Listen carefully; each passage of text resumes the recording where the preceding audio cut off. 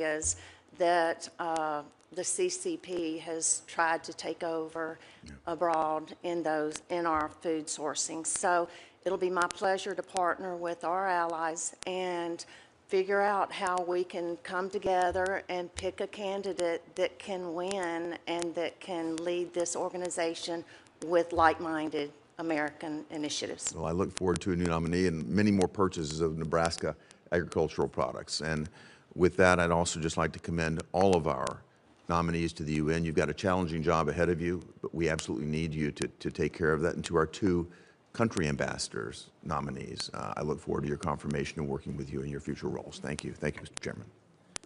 Great. Senator Harrigan. Senator Coons. Mr. Chairman, I'll defer to my friend and colleague from the state of Illinois, given the pressing business of the NDA.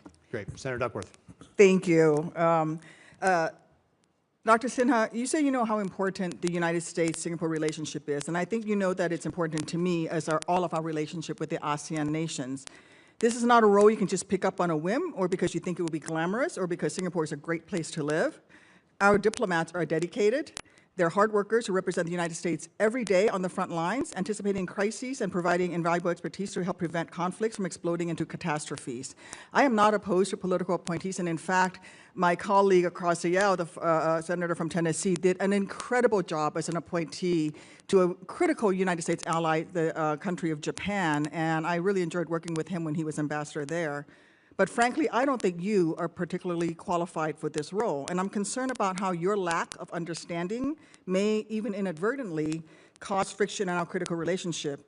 Will you even be able to effectively lead our mission in Singapore? I have my doubts. So my questions are going to be to allow you to assuage my doubts and win my vote.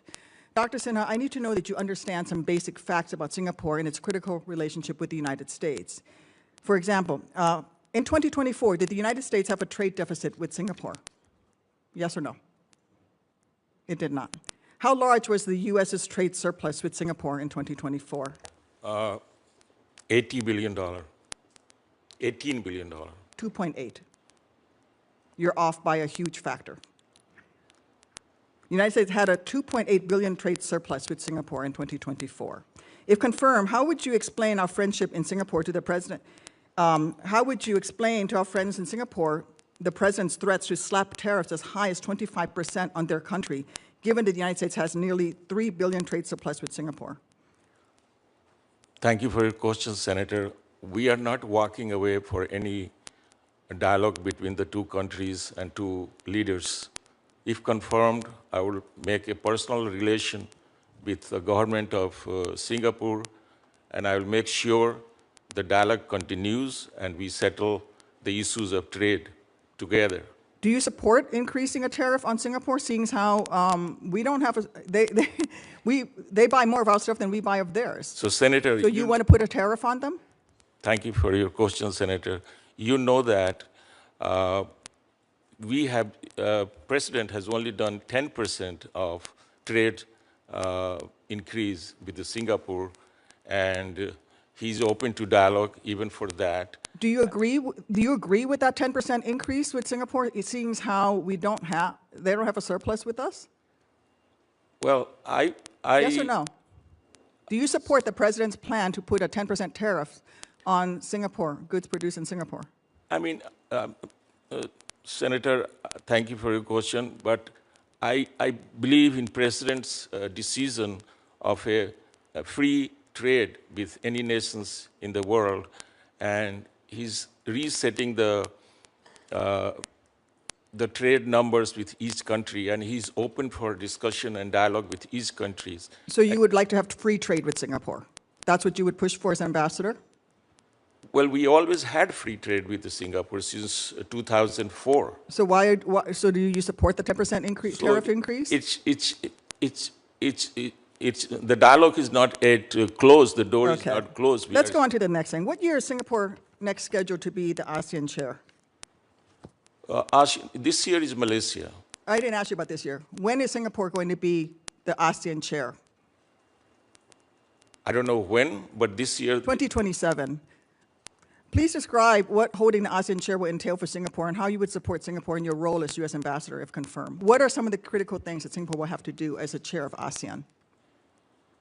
I mean, I agree with you that you had made a statement that all the ASEAN members should be treated like a, No, almost answer like, my question. What does holding the ASEAN chairmanship entail for Singapore? Can you name one thing? A role that they will have to play as ASEAN chair. What will, well, there, you know that there, this ASEAN chair is not only one country, there are 10 countries no, involved. the ASEAN chair is one country, One leading country, 10. but there are 10 countries involved as an ASEAN group. You're And not answering my question. You're not answering my question, sir. Can you name one thing that will be of critical importance to Singapore as ASEAN chair? A role. There are many things. Can you name one thing? defense, economics, Those are very broad. Name an issue. trade. I don't think, no. Okay, let's do something. In what way does the United States Navy work with Singapore, and how do you envision strengthening the U.S. Navy's work with Singapore? And are there any facilities that come to mind that are central to our relationship with Singapore? Thank you for your question, but we have a naval presence in Singapore, and our military, they always do exercise with the Singapore. They come here, the Army of Singapore, they come here for the training as well. So we have a close ties with the Singapore in defense. Can you name a specific thing? Please, I'm trying to help you here, but you've not even done your homework, sir. You want to be ambassador to Singapore, one of the most important friends we have in the Indo-Pacific, a key place that we're going to be fighting against our greatest adversary in the region, the PRC. Singapore may feature incredible culture, but that should not be treated as a glamour posting. This nation is too important to the United States, to ASEAN, to the entire region. And frankly, I think the mission is important to U.S. interests and national security, and it should actually be a foreign service officer. But I have even larger concerns with the political pick, when that political pick is somebody as unqualified as you. I've opposed political picks for Singapore from Democrats. So this is not a partisan issue. I just feel that you are not taking this seriously, and you think this is a glamour posting, that you're going to live a nice life in Singapore. But what we need is someone who's going to actually do the work.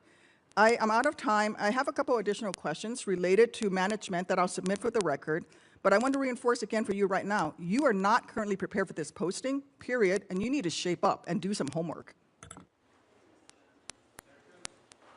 Senator Coons. Thank you, Senator Ricketts, and thank you to all of you for your willingness to serve our nation, represent us overseas. I will focus on the nominees for UN posts, but no disrespect to the others. Thank you for your willingness to serve. Mr. Bartos, we've known each other well. You were introduced by both the Democrat and Republican senators of Pennsylvania. Congratulations. Folks against whom you ran in a previous cycle, double congratulations. And to you and your family. The UN is a crucial area, in my view, for the United States to advance its national interests. And as you cited in your opening comments, the UN Charter focuses on promoting peace, security, and stability, and we need a UN that is focused